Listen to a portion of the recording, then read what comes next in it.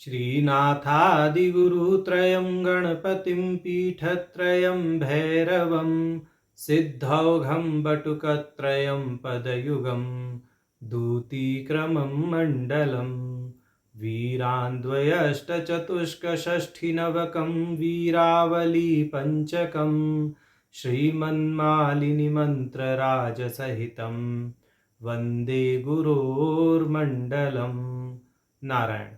शिव सूत्र की श्रृंखला में हम शिव सूत्र के प्रथम उन्मेष के प्रारंभिक 3 सूत्रों को देख चुके थे। अब क्रमशः हमें चौथा सूत्र प्राप्त है।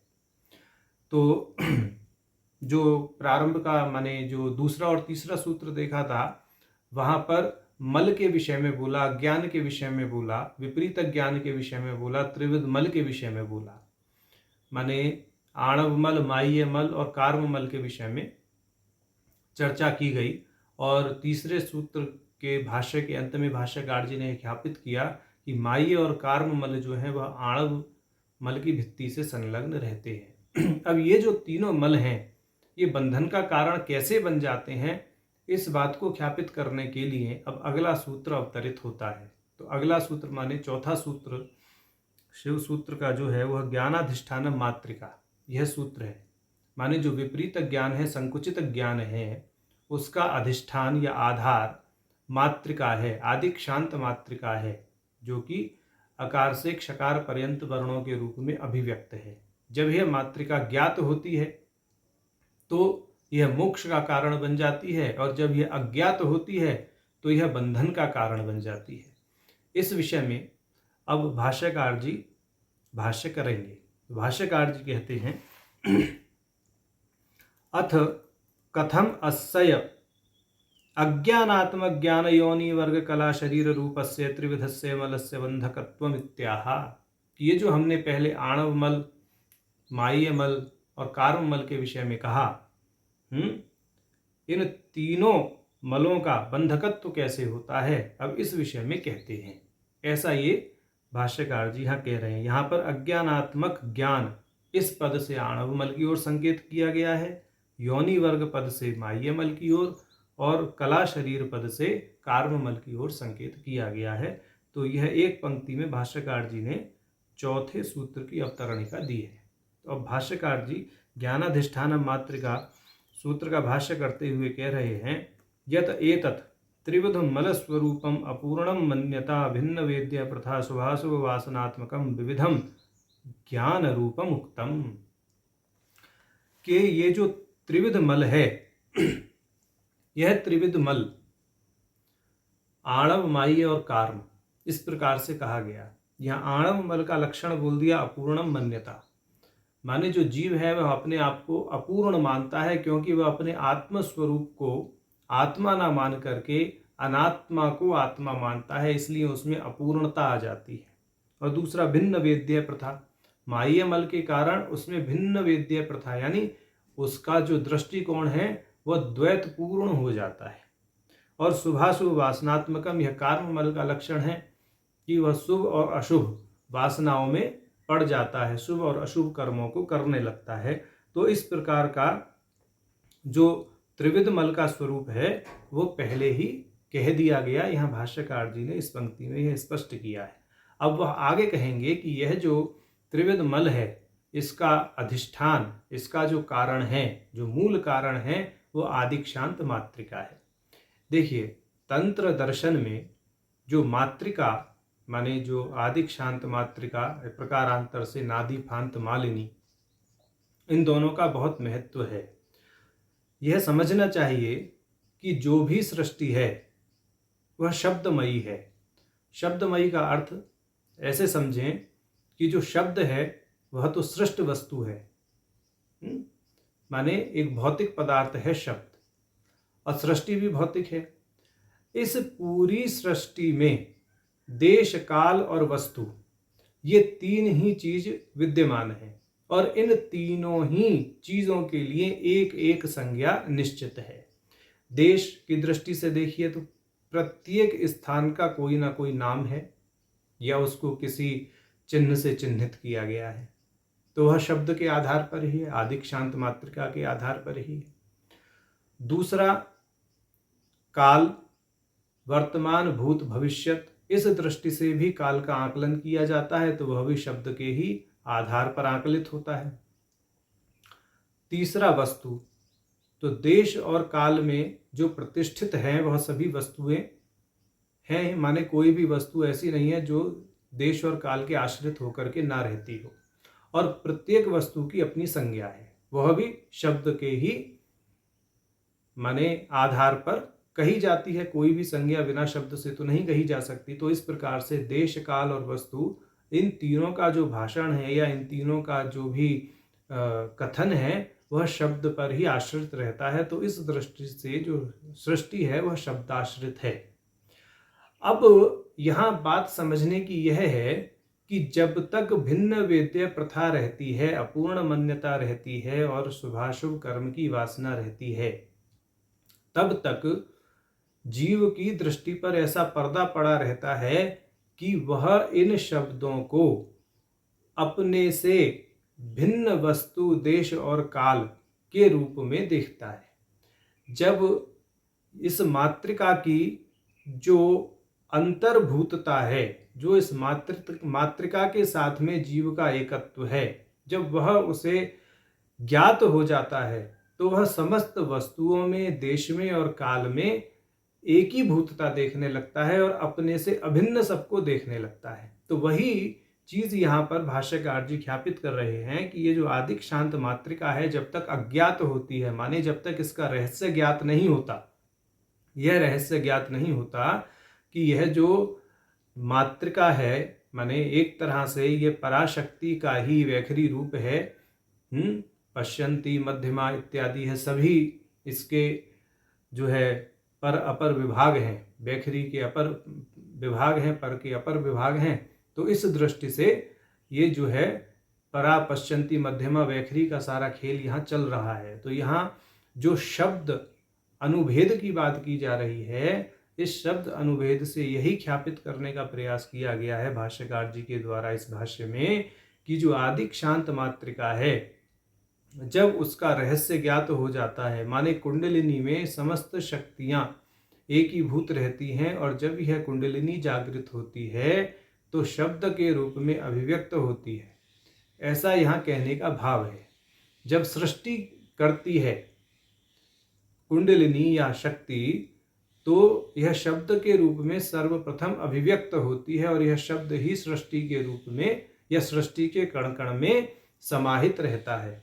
यहाँ पर यह जो शब्द है, यह शब्द अपनी एक ही भूतता पराशक्ति के साथ में रखता है। अभी आगे यह सब बताएंगे, पीठाधिष्ठात्री शक्तियों के बारे में बताएंगे, अष्टमात्रिकाओं के बारे में बताएंगे, प्रकारांतर से नव मात्रिकाओं का भी वर्णन तंत्र शास्त्रों में किया गया है, सप्त मात्रिकाओं का भी वर्णन है, परंतु यहाँ 8 मात्रिकाओं की बात हम करेंगे, ब्राह्मी आदि, और उसके अतिरिक्त जो 4 शक्तियाँ हैं, अम्बा, ज्येष्ठा, रौद्री, वामा, उसका भी यहाँ कथन कहेंगे भाष्यकार।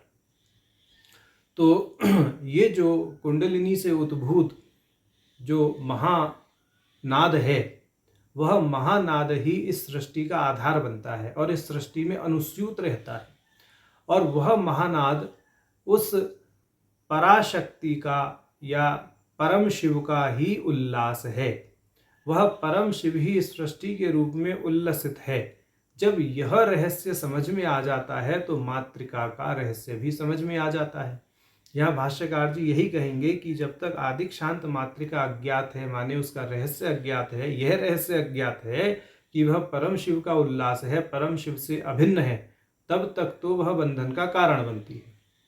और जब यह रहस्य ज्ञात हो जाता है कि आदिक शांत मातृका परम शिव का उल्लास है और उससे अभिन्न है, तब वह मुक्ति का हेतु बनती है।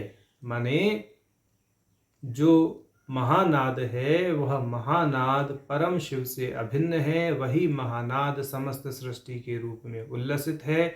देश काल वस्तु सभी की संज्ञाएं उसी महानाद पर आश्रित हैं। हम उस महानाद से या उस महानाद का आलंबन लेकर के जो भी कथन कर रहे हैं वह शिव का नाम ही है, शिव के नाम से भिन्न नहीं है। इस दृष्टि से प्रत्येक देश शिव का ही पर्याय है, प्रत्येक काल शिव का ही पर्याय है, प्रत्येक वस्तु शिव का ही पर्याय है। जब इस तरह की भावना बन जाए तो बंधन से मुक्ति हो जाती है। और जब देश काल वस्तु शिव से भिन्न दिखाई दें, भिन्न वेद्य प्रथा रहे, तब तक बंधन रहता है। तो यहाँ यही कह दिया ज्ञानाधिष्ठान मातृका, कि इस मातृका का रहस्य जब तक ज्ञात नहीं है, तब तक यह मातृका ही विपरीत ज्ञान का आधार होकर स्थित रहती है। तो भाष्यकार जी कह रहे हैं, तस्य आदिक्षांत रूपा अज्ञाता माता मातृका विश्व जननी, कि ये जो मातृका है ये जो है विश्व जननी है, पीठेश्वरी है। और अज्ञात होने पर ही, माने जब तक इसका रहस्य ज्ञात ना हो तभी तक यह जो है क्या है, विश्व की जननी है। और जब इसका रहस्य ज्ञात हो जाए तो यह विश्व से उत्तीर्ण करने वाली, विश्व से आपको परे ले जाने वाली शक्ति बन जाती है। अब कह रहे हैं इसी आगे, तत्संकुचित वेद्यावभासात्मनो ज्ञानस्य अपूर्णो अस्मि क्षामः स्थूलो वास्मि अग्निष्टोम याज्यामि इत्यादि तत् अविकल्पक सविकल्पक अवभास परामर्कस्य तत् वाचक शब्दानुभेद द्वारेण शोक स्मय हर्ष राग आदि रूपतामादधाना। ये कह रहे हैं कि इस मातृका के द्वारा संकुचित रूप में जो वेद्य अवभास होता है, कैसा वेद्य अवभास होता है, कि मैं अपूर्ण हूँ, मैं पतला हूँ, मैं स्थूल हूँ, मैं मोटा हूँ, अग्निष्टोम आदि यज्ञों को मैं करने वाला हूँ। बोले इस प्रकार का जो ज्ञान होता है, ऐसा ज्ञान मातृका के रहस्य की अज्ञानता के कारण ही होता है। वास्तव में तो मैं कुछ कर ही नहीं रहा हूँ। यह जो भिन्न वेद्य प्रथा दिखाई दे रही है, यह भिन्न वेद्य प्रथा माय्य मल के कारण है, और कर्मों की वासना के कारण कार्म मल है, या कार्म मल के कारण कर्मों की वासना है। दोनों एक दूसरे के ही पर्याय के रूप में वाक्यों को प्रयोग किया जा सकता है। और यह दोनों मल आणव मल की भित्ति से सदैव संलग्न हैं। इस मातृका के अज्ञान के कारण ये तत्त अविकल्पक और सविकल्पक अवभास का परामर्श होता है। और यह जो परामर्श है, इस परामर्श से जो शब्दानुभेद है उसके द्वारा शोक, स्मय, हर्ष, राग आदि की धारणा बन जाती है, ऐसा समझना चाहिए। माने पहले तो मातृका के रहस्य का अज्ञान हुआ। मातृका के रहस्य के अज्ञान का अर्थ क्या है, कि मैं शिव से अभिन्न नहीं हूँ, मैं शिव से भिन्न हूँ, ऐसा ज्ञान आता है। उसके यही विकल्पिक ज्ञान है, या यही विपरीत ज्ञान है, और यही ज्ञान वास्तव में मल है। और इस मल का जो मुख्य कारण है वह मातृका क्यों? क्योंकि हम मातृका के इस रहस्य को भूले हुए बैठे हैं कि यह मातृका कुंडलिनी के परम शिव के ही उल्लास का एक प्रारूप है। जब यह ज्ञात हो जाए कि यह समस्त सृष्टि जो कि शब्दनिष्ठ है, जो कि शब्द पर आश्रित है, यह परमात्मा का ही पर्याय है, इसकी प्रत्येक संज्ञा परमात्मा का पर्याय है, तत्काल ही मुक्ति होना संभव है। ऐसा यहाँ पर कहने का तात्पर्य है। अब आगे भाष्यकार जी कह रहे हैं, तिमिरोदघाट नामक एक ग्रंथ है, उसकी यहाँ पर कार्य का प्रस्तुत करते हुए कहते हैं, करंध्रच्युति मध्यस्था ब्रह्म पाशावलंबिकाः पीठे शर्यो महाघोरा मोहयन्ति मुहुर्मुहुः इति तिमिरोदघाट प्रोक्त नित्या वर्ग कलाद्यधिष्ठात्री ब्राह्मी आदि शक्ति श्रेणी शोभिनी श्री सर्ववीर आदि आगम प्रसिद्ध लिपि क्रम सन्निवेशोत्थापिका अम्बा ज्येष्ठा रौद्री वामा आख्या शक्ति चक्र चुंबिता शक्ति अधिष्ठात्री तद अधिष्ठानादेव ही अंतर अभेदानुसंधि बंध्यत्वात् क्षणम अपि अलब्ध विश्रांतीनि बहिर्मुखान्येन ज्ञानानि इति युक्त्येव एषां बंधकत्व उक्ति ही। यहाँ पर पूरा रहस्य भाष्यकार जी ने खोल दिया। तिमरोद घाट नामक ग्रंथ की जो कारिका यहाँ पर उद्धृत की है, करंध्रचिति मध्यस्था ब्रह्म पाशावलंबिका पीठेश्वर्यो महाघोरा मोहयंती मुहुर्मुहु, इसका अर्थ यह है कि ब्रह्म पाशावलंबिका चित गगन में, चिति के मध्य मतलब कुंडलिनी में जो ब्रह्म पाशावलंबिका है, करंध्रचिति मध्यस्था, करंध्र तो जो ब्रह्म पाशावलंबिका चित गगन में चिति के मध्य में स्थित रहने वाली महाघोरा पीठेश्वरी मातृका है।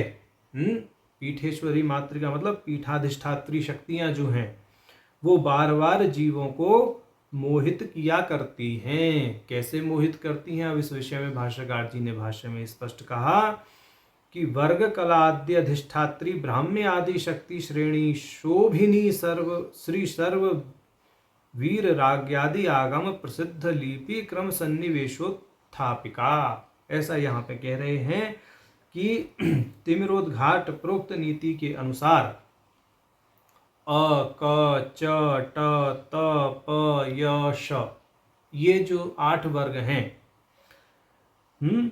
और कला आदि जो कलाएं हैं जिनमें यह जगत अधिष्ठित है, उनकी अधिष्ठात्री ब्राह्मी आदि शक्तियां जो हैं वो घोर अघोर घोर अघोर इन शक्ति श्रेणियों के आधार पर क्या करती हैं। और यह शक्ति श्रेणियां कहाँ पर कही गई हैं, ये बोल दिया श्री सर्ववीर आगम आदि प्रसिद्ध, यानी सर्ववीर नामक जो आगम है उसके आधार पर कह रहे हैं। श्री सर्ववीर आदि आगम प्रसिद्ध लिपि क्रम में सन्निवेशोत्थापिका, जो सन्निवेशोत्थापिका कौन कौन सी शक्तियां हैं, अंबा रौद्री बामा और ज्येष्ठा। क्रम से देखें तो अंबा, ज्येष्ठा, रौद्री और बामा, इन शक्तियों के चक्र से चुंबित यानी संलग्न पीठासीन, चुंबित का अर्थ है उससे संलग्न रहना, ये अधिष्ठात्री हैं। इसका सरल अर्थ समझ लीजिए, भाष्यकार जी ने तो बड़ा घुमा फिरा करके अर्थ कहा है। इसका सीधा अर्थ ये है कि जो तिमिरुद घाट प्रोक्त नीति के अनुसार जो यह कारिका कही गई, इसके अनुसार जो अ क च ट त प य श ये जो 8 वर्ग हैं और कलाएं हैं, इनकी अधिष्ठात्री ब्राह्मी आदि शक्तियों की श्रेणियां श्री सर्ववीरादि आगम प्रसिद्ध लिपि क्रम में सन्निवेशोत्थापिका अंबा, ज्येष्ठा, रौद्री, बामा नाम की शक्तियों के चक्र से चुंबित रहती हैं और यही उनकी अधिष्ठात्री हैं। माने ये समझ लीजिए कि ये मल का आधार हैं, ऐसा यहाँ पर कहा, यही शक्तियाँ। अब इन शक्तियों के विषय में आगे कहेंगे। ये शब्द राशि से जो उद्भूत शक्ति वर्ग है उसकी वश्यता में ही जो परमात्मा है, माने पति प्रमाता है, वही पशु प्रमाता बन जाता है। ऐसा आगे स्पंद कारिका का प्रमाण देंगे तो वहाँ स्पष्ट कर देंगे। ये जो शक्तियाँ हैं ये शक्तियाँ शब्द राशि से उद्भूत हैं। यहाँ समझ लीजिए कि जो सृष्टि है, सृष्टि महानाद से उद्भूत है। यह महानाद परम शिव से उद्भूत है। यह तो क्रम है। अगर परम शिव की ओर धारा करके देखें तो परम शिव से महानाद उद्भूत है, महानाद से शब्द राशि उद्भूत है, शब्द राशि से जो शब्द शक्तियां हैं ब्राह्मी आदि वह उद्भूत हैं और वह इससे उद्भूत होकर इसी पर शासन करती हैं। ऐसा तांत्रिकों का मत है। तो अब आगे ये कह रहे हैं, ये जो मल का आधार शक्तियां बताई गई इनके विषय में कह रहे हैं, तद अधिष्ठानादेव ही अंतर अभेदानुसंधि बंधत्वात् क्षणमपि अलब्ध विश्रांतिनी बहिर्मुखान्येन बहिर्मुखान्येव ज्ञानानि।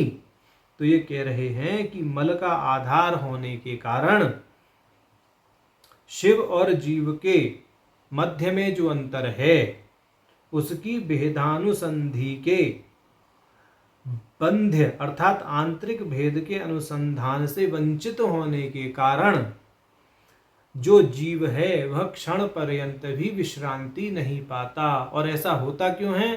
क्योंकि यह जो अम्बा, ज्येष्ठा, रौद्री, वामा शक्तियां हैं, प्रकारांतर से जो ब्राह्मी आदि अष्टमात्रिकाएं हैं, यह उसका बंधन करती हैं, क्योंकि उसको यह ज्ञान नहीं है। यह शक्तियां परम शिव की शक्ति चक्र की ही संगनी है, उसी से संलग्न है, उसकी सन्निवेशोत्थापिका है। ऐसा उसको ज्ञान नहीं होता। जब जीव को यह ज्ञान हो जाए कि यह परम शिव की अभिन्न शक्तियां हैं, जो कि शब्द राशि से उद्भूत शक्ति वर्ग की अधिष्ठात्री हैं, जब ऐसा ज्ञान हो जाए तो जीव तत्काल ही उन शक्तियों को शिव स्वरूप ही देखने लगता है, और वह शक्तियां जिस क्षण शिव स्वरूप दिखाई देती हैं, तत्क्षण वह समस्त मलों का क्या करती हैं? नाश करके उस जीव को पति प्रमाता सिद्ध कर देती हैं। ऐसा यहाँ भाष्यकार जी कह रहे हैं। अब ये कह रहे हैं इति नहीं, ये कह रहे हैं कि जीव क्षण भर भी विश्रांति नहीं पाता। बहिर्मुखान्येव ज्ञानानि, और ये बहिर्मुख ज्ञान बंधन रूप ठीक ही कहा गया है, क्योंकि जब तक अपने शिवत्व का ज्ञान नहीं होगा, मातृका की और शिवता की एकता पता नहीं पड़ेगी, तब तक बंधन रहेगा ही रहेगा। अब आगे कहते हैं इति युक्तेव एषाम बंधकत्वोक्ति। बोले इसी प्रकार, इसलिए ये इस उक्ति से जो मल है उसका बंधकत्व कहा गया है। एतच्च, अब स्पंद कारिका का यहाँ प्रमाण दे रहे हैं। शब्द राशि समुत्थस्य शक्ति वर्गस्य भोग्यताम कला विलुप्त विभवो गतः सन सह पशु स्मृतः इति कारिकयाः।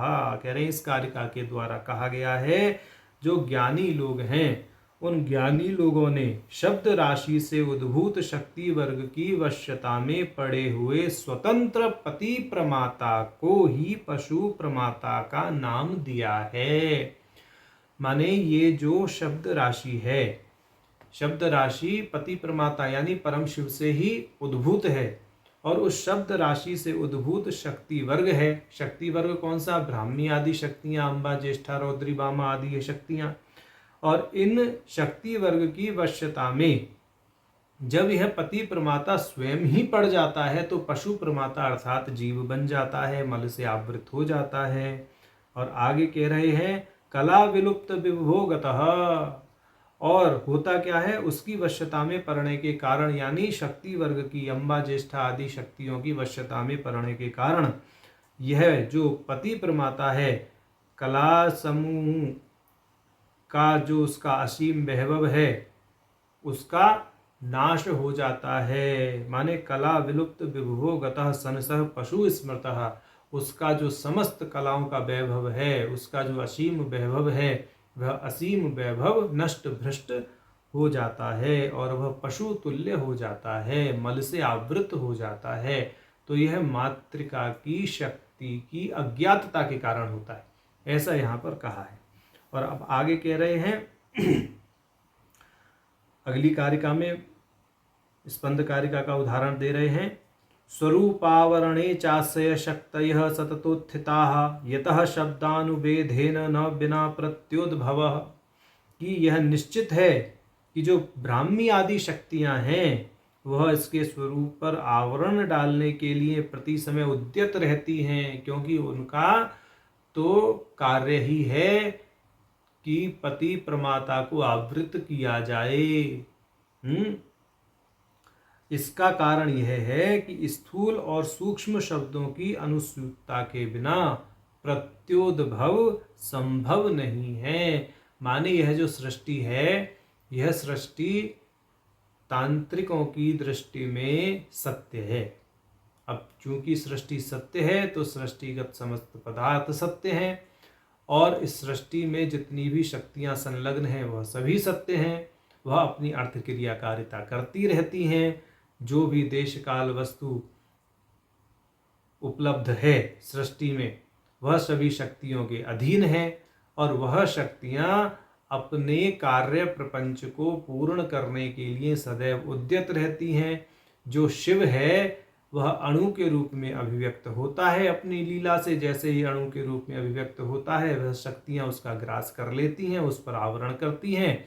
और जब वह शक्तिपात के आधार पर, माने अणु या जीव शक्तिपात के आधार पर गुरु कृपा से या अपने प्रारब्ध के बल पर या ईश्वर कृपा से जब यह ज्ञान कर लेता है कि यह शक्तियां तो आवरण करने वाली हैं और इन्हीं शक्तियों की कृपा से अनावरण भी होता है, यह शक्तियां शिव से अभिन्न हैं, मेरा आवरण तो शिव ने ही किया हुआ है, यह आवरण भी शिव स्वरूप ही है। जब इस प्रकार का वह ज्ञान कर लेता है तो तत्क्षण अज्ञान का आवरण भ्रष्ट हो जाता है और वह जीव तत्काल पति प्रमाता यानी जो पशु प्रमाता है वह पति प्रमाता के पद को प्राप्त कर जाता है।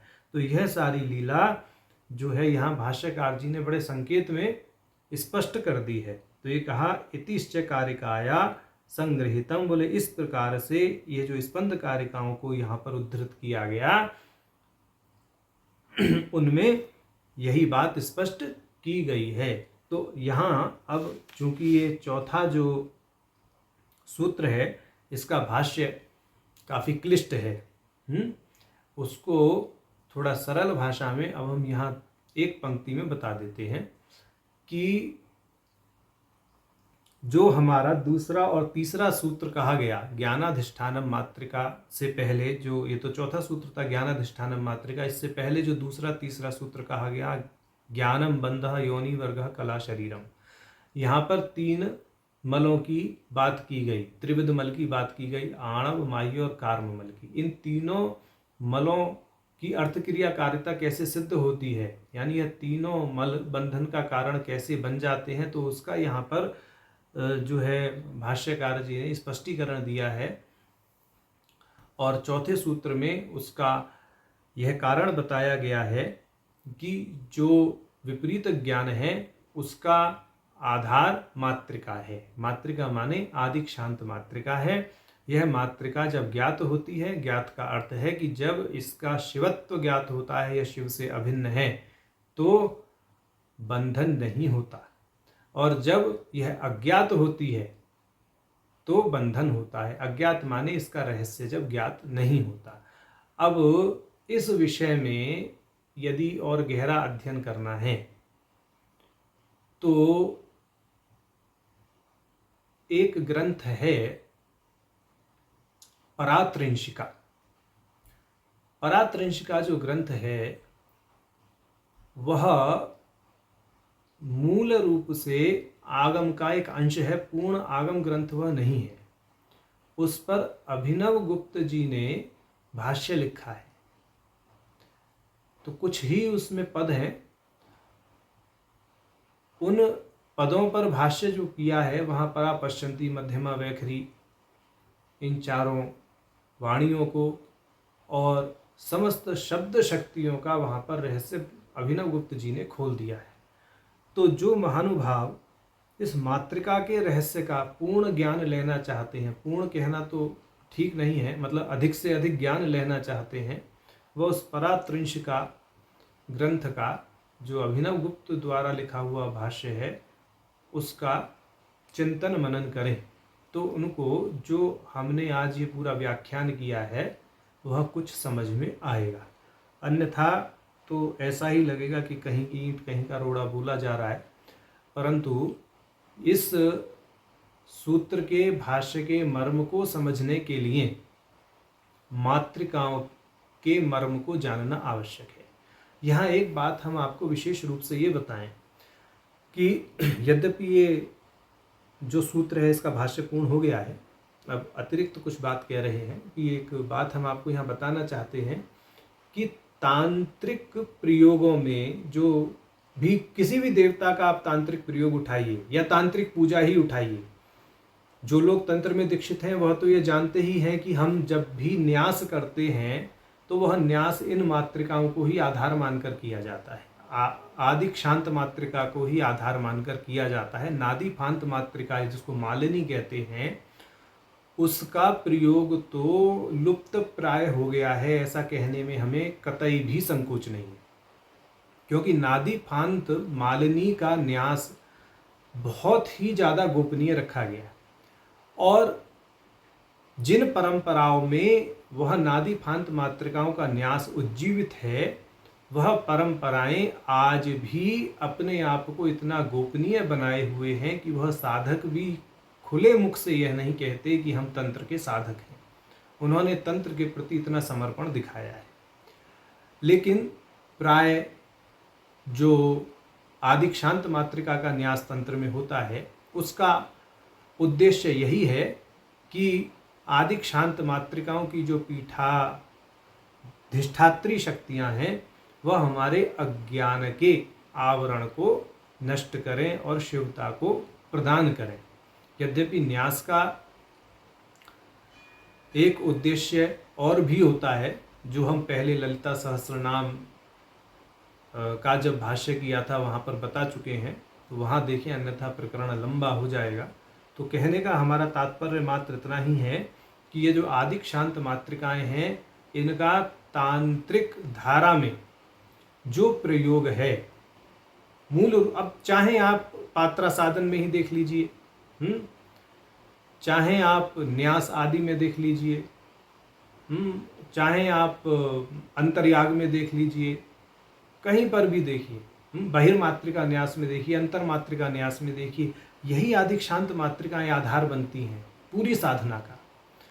और यह पूरी साधना इन मातृकाओं के रहस्य को जानने के लिए है। यहाँ तक कि जब हम अपनी माला का संस्कार करते हैं मंत्र जप करने के लिए, तो भी इन्हीं मातृकाओं का आलंबन लेकर के करते हैं। हर एक मन के पर जो भी शोधन किया जाता है, शुद्धिकरण किया जाता है, माला का संस्कार किया जाता है, हर एक मन के को संस्कारित किया जाता है, तो इन्हीं वर्णों का आलंबन लेकर के किया जाता है। तो जो तंत्र में दीक्षित लोग हैं वह हमारे संकेत को समझ रहे होंगे। तो यहाँ जो ज्ञानाधिष्ठानम मातृका, यह जो सूत्र है ना, इसके दो अर्थ निकल जाएंगे। अब पहला अर्थ तो यह निकल जाएगा कि विपरीत ज्ञान की अधिष्ठान मातृका है, माने शिव से इतर ज्ञान देने वाली जो शक्ति है वह मातृका शक्ति ही है। और दूसरा अर्थ यह भी निकल जाएगा ज्ञान अधिष्ठानम मातृका, माना जो परम ज्ञान है उसका अधिष्ठान भी मातृका ही है, माने बंधन में डालने वाली भी मातृका, तो मुक्त करने वाली भी मातृका। अब कैसे भी इसका अर्थ निकाल लीजिए, परंतु पारंपरिक धारा में ये जो चौथा सूत्र है, इसका अर्थ यही निकलता है कि जो संकुचित ज्ञान है या विपरीत ज्ञान है, विकल्पात्मक ज्ञान है, उसका अधिष्ठान या आधार मातृका है। ये मातृका आदिक्षांत मातृका शक्ति ही उसका आधार है। तो आज हमने शिव सूत्र के प्रथम उन्मेष का चौथा सूत्र देखा। नारायण।